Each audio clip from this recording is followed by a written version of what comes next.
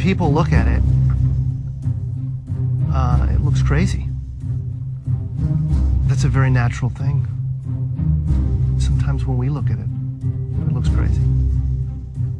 It is the result of reasoned engineering thought,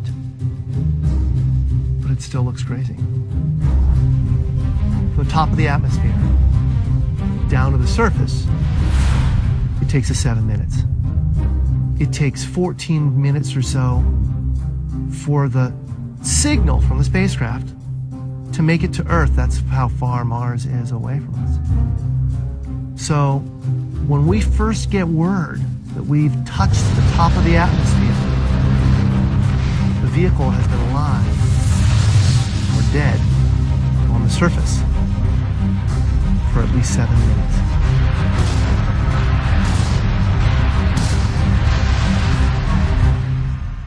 Entry, descent, and landing, also known as EDL, is referred to as the 7 minutes of terror because we've got literally 7 minutes to get from the top of the atmosphere to the surface of Mars, going from 13,000 miles an hour to 0 in perfect sequence, perfect choreography, perfect timing, and the computer has to do it all by itself with no help from the ground.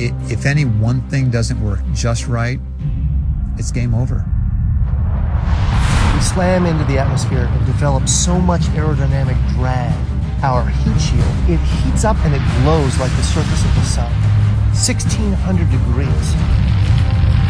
During entry, the vehicle is not only slowing down violently through the atmosphere, but also we are guiding it like an airplane to be able to land in a very narrow, constrained space. This is one of the biggest challenges that we're facing, and one that we had never attempted on Mars. Mars is actually really hard to slow down because it has just enough atmosphere that you have to deal with it. Otherwise, it will destroy your spacecraft. On the other hand, it doesn't have enough atmosphere to finish the job. We're still going about 1,000 miles an hour. So at that point, we use a parachute. The parachute is the largest and strongest supersonic parachute that we've ever built to date. It has to be able to withstand 65,000 pounds of force, even though the parachute itself only weighs about 100 pounds.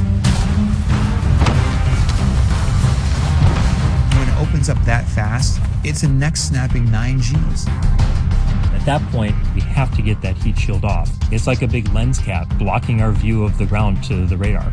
The radar has to take just the right altitude and velocity measurements at just the right time, or the rest of the landing sequence won't work.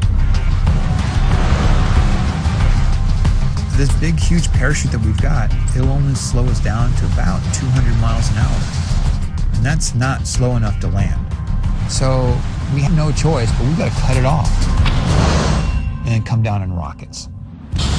Once we turn those rocket motors on, if we don't do something, we're just going to smack right back into the parachute.